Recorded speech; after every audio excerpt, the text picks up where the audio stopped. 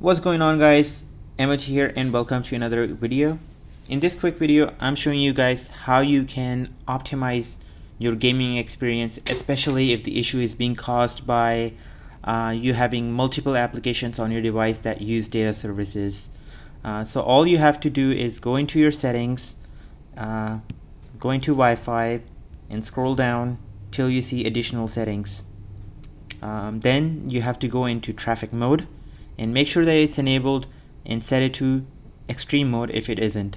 Now what the extreme mode does is it prioritizes the application that you're currently using, and it's gonna slow down the other applications accordingly to give a priority over, let's say if you have the gaming app opened, it's gonna prioritize that one, and yeah, it will definitely help you lower your ping sometimes because it's gonna prioritize the game in that case.